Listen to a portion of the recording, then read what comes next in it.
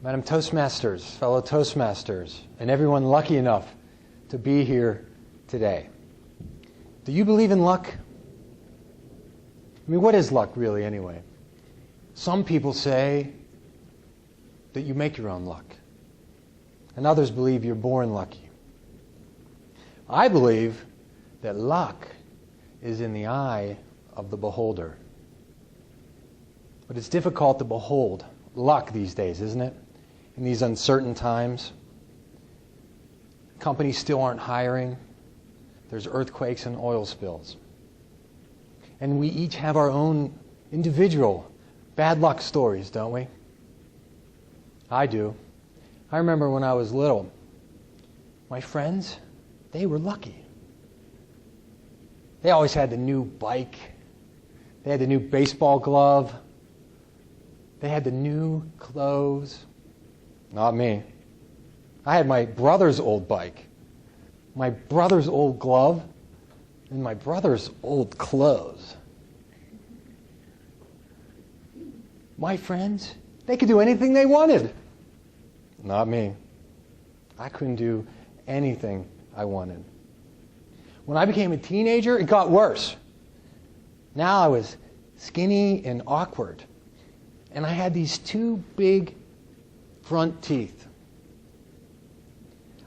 I asked my parents if I could play the trumpet. And they said, yes. But I couldn't play the trumpet. I mean, I physically couldn't play the trumpet. My front teeth actually blocked the little opening. Bad luck. And then when I got into high school, I had braces. And let me tell you something. Braces in high school does not help your luck with the ladies. And then on to college. Now, appearance-wise, it got better. But academically, it got worse.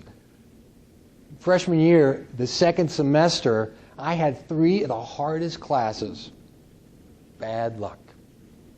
And the night before finals, I realized I was going to fail all 3 classes. I only had really one hope. And that was that they were multiple choice questions on the final exam. Could I finally have luck?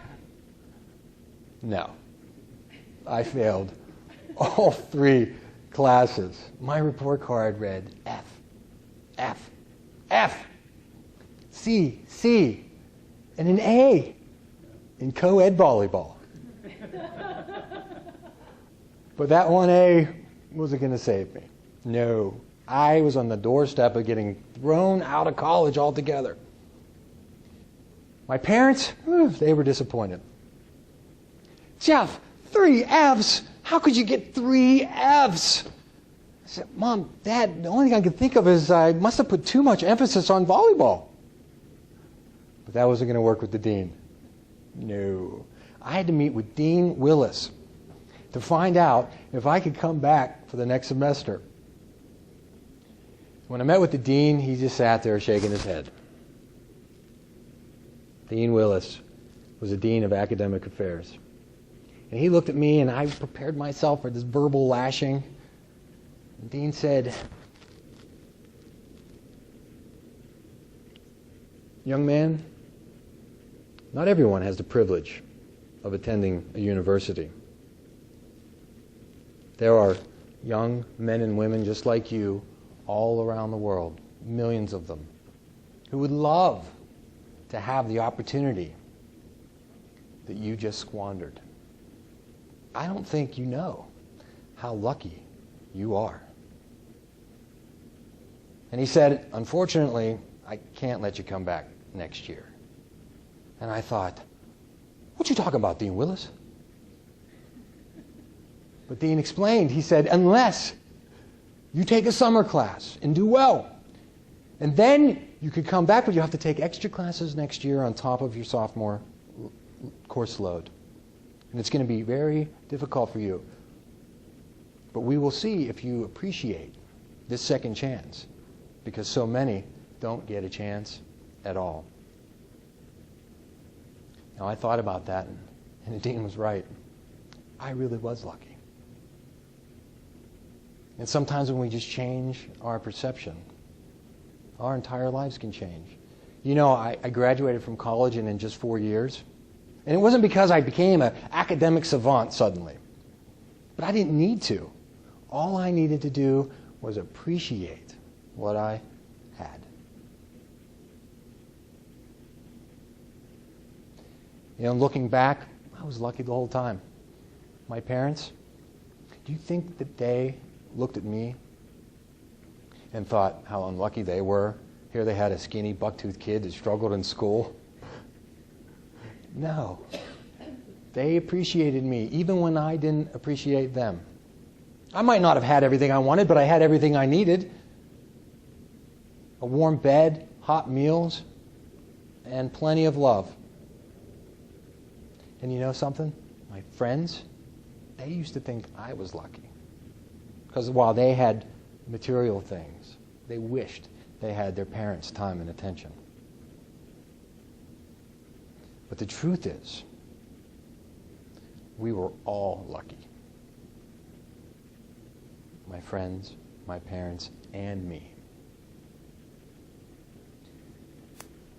My friend John adopted a child from Guatemala. He named her Mila.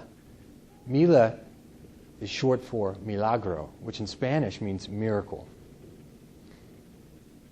Mila lived in an orphanage in Guatemala. John told me that there are 370,000 children who are orphans in Guatemala, and 5,000 of them live in the streets in the capital because their parents abandoned them because they were too poor to care for them. Can you imagine that? Too poor to care for your own children. Sorry, Mila. We can't take care of you anymore.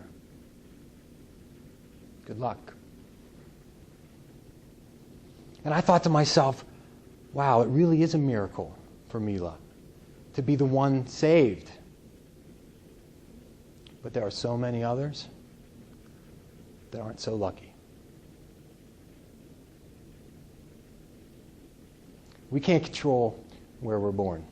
We can't control who our parents are. We can't control really if they can take care of us.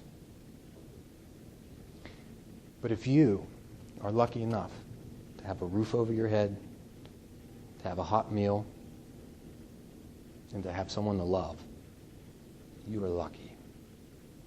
Lucky you. There are billions of people in this world that would trade their lives for ours and appreciate what we have. Don't squander it. Make it count.